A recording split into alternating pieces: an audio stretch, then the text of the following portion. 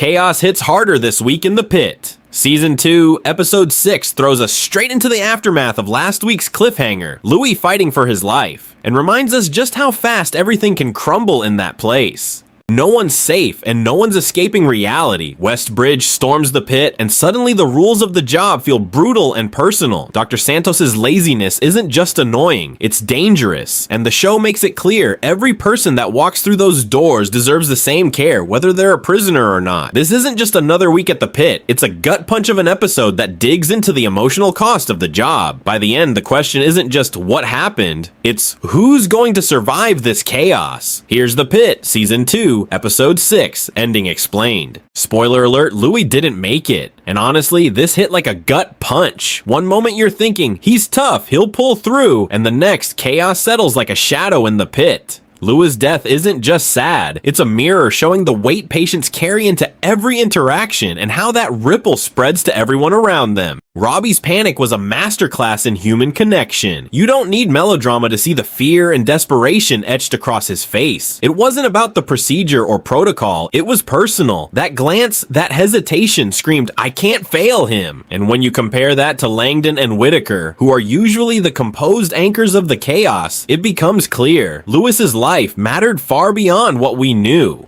Emma and Donna's quiet handling of the aftermath hit harder than any scream. Cleaning the body, positioning him so others could say goodbye. It's sterile work, but the human emotion bleeds through. Dana's line, "That's life," is brutal in its simplicity. No happy endings, no heroic recoveries, just the stark reality that not every story wraps neatly. And yet, in that sterile moment, the weight of care, the dignity given to Louie, felt like a quiet victory for humanity.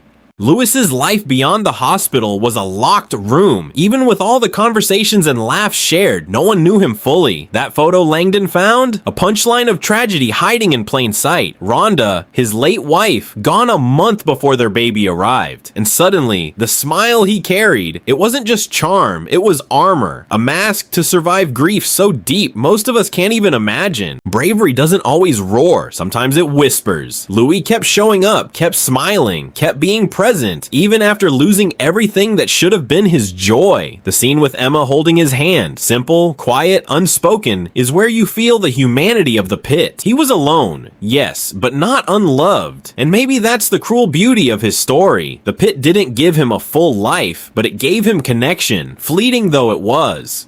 Lewis's death might just be the glue that finally sticks Landon and Dr. Robby back together. The crisis brought them into the same room, forcing reconciliation in the chaos. Sometimes tragedy isn't just heartbreak, it's therapy with a side of adrenaline. Patients aren't just numbers, they're storylines you can't ignore. Gus's case reminded us of that. Dr. Robby wanted him out fast to make room for the Westbridge flood, but Al-Hashimi spotted something deeper. The man was malnourished, underweight, and teetering on the edge of illness. She saw what the prison system ignored, a person, not a statistic. Imagine your job is life or death, and bureaucracy keeps saying, meh.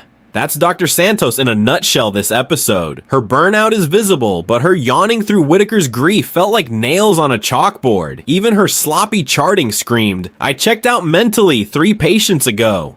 Contrast that with Donna, who couldn't turn away. She saw Gus not as a prisoner, but as someone who mattered. Someone with roots in Pittsburgh and a connection to Sonny's story. She bent the rules, ignored the system, and put humanity first. It's a quiet flex that cuts harder than any dramatic showdown. Ogilvy, on the other hand, is just plain frustrating. Cold, insensitive, and new to the pit. His "what do you expect? He was an alcoholic" line landed like a brick. If Dr. Santos is burnout, Ogilvy is apathy in human form. Watching them side by side is a masterclass in why empathy, or the lack of it, changes everything in a hospital setting. And then there's Roxy, the episode's emotional heart, slowly dying, exhausted, terrified of being a burden, yet stubborn enough to fight. The shots of her taking medication, looking at her husband Paul, and questioning her place at home. It's subtle storytelling that punches you straight in the feels. Love, in its purest form, isn't romanticized here. It's raw, inconvenient, exhausting. Paul juggling kids, house, and dying wife. That's heroism disguised as daily life. And Roxy choosing the hospital over home shows the weight of love balanced with pragmatism. She wants care, but she wants dignity too.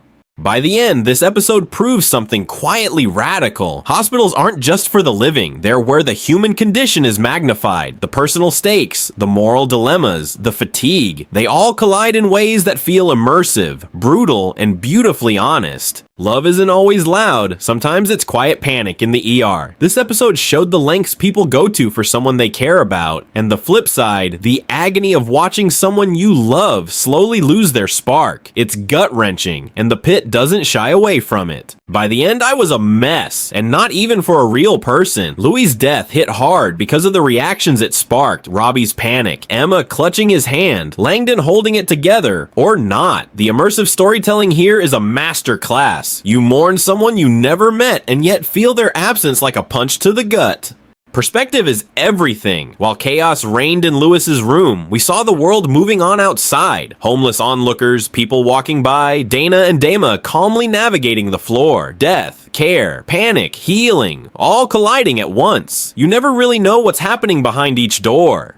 Even small moments speak volumes. A helmeted motorcycle patient arrives, relatively fine, an almost microscopic reminder of Robby's own choices. Is he ready for that sabbatical trip, or is the Pit keeping him tethered? These subtle beats layer the tension beautifully. Cinematography that makes the floor feel alive. The handheld camera dances between chaos and calm, drifting from one story to the next. You're not just watching, you're walking the floor, breathing the panic, feeling the stakes.